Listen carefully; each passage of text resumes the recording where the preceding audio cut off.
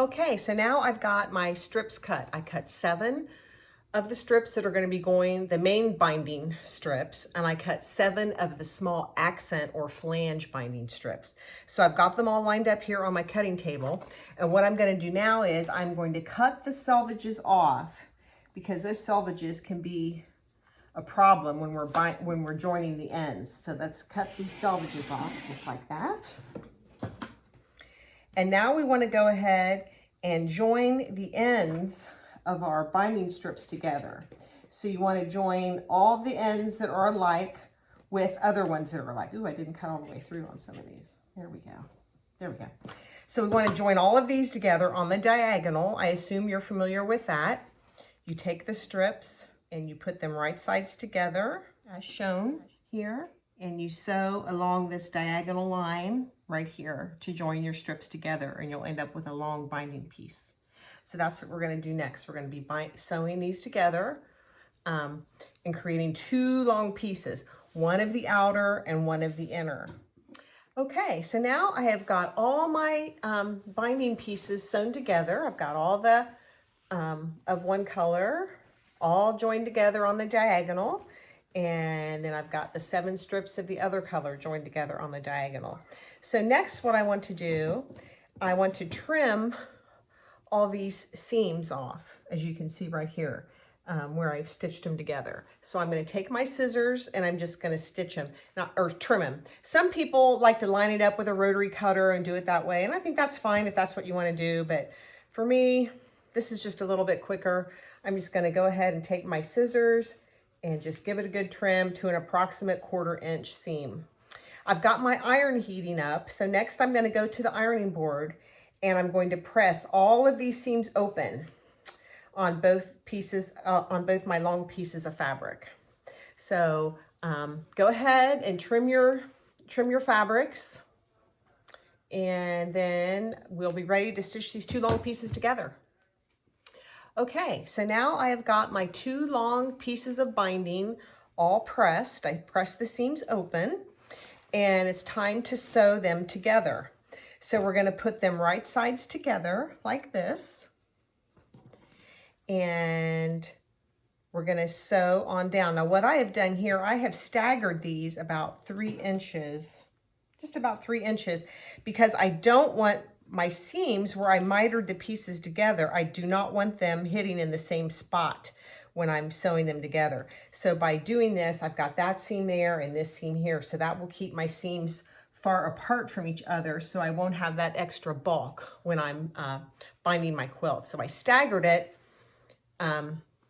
just by about 3 inches. So I'm going to go to the machine now and I'm going to sew these together, and then we'll be back at the ironing board. And the pressing is a very important part of having a good outcome on this.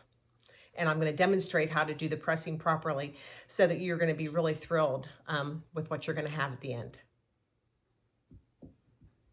I'm sewing these binding strips together using my 1/4 inch foot, and I have my stitch length set on 2.0. Another tip would be to make sure that your bobbin is nice and full, because 7 strips is a long way to sew. We'll be back at the ironing board and I'll show you how to press in just a few minutes.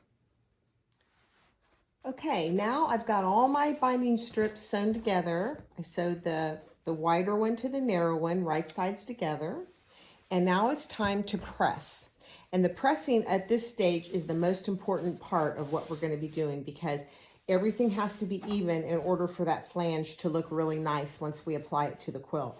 So you want to lay your binding on your ironing board, right side up, and we want to press that seam toward the smaller piece, toward the narrower piece of your binding, which is actually your outer binding is the narrower piece. Remember, the outer binding is the narrower, and the wider is actually going to be your accent stripe. So press the seam toward the narrower. And a good way to do this is, here's a piece I haven't pressed yet. A good way to do this is you want to have a little steam going in your iron, and you want to press this over with your fingers and put your iron down, and then just kind of spread it as you go along. And you want to make sure that you get all the fabric exposed right up to that sewing line, because we want it to be really crisp and a nice clean look. So we've done this far, and I'm just going to fold it over and give you a little preview. And this is actually what our binding is going to look like. So the binding is going to be on the outside of the quilt, and then this little flange is going to be showing through. So you want to have your iron with some steam in it, and you want to press the seam toward the narrowest piece of fabric. Okay, and that's the first stage of pressing, and then we'll do the next stage when we come back. Okay, so now I've got my piece pressed all the way down. So I pressed the seam toward the outer binding piece, which is the narrower of the two pieces. I've got that seam all pressed, and it's nice and tight, so there's no give. It's all fabric there, so we don't want any puckers or anything like that. So now what I'm going to do is lay the binding right side up on my ironing board, and I'm going to take this edge and fold it over to meet the top edge, just like this. And I'm going to put my iron on it, and I'm going to press all the way down. Now, I have seen people try to do this technique with only one press of this binding, and it is extremely important that you do the two-step pressing. The first step being pressing the seam over toward the skinny piece, and then the second step is folding it in half to actually make your flange binding.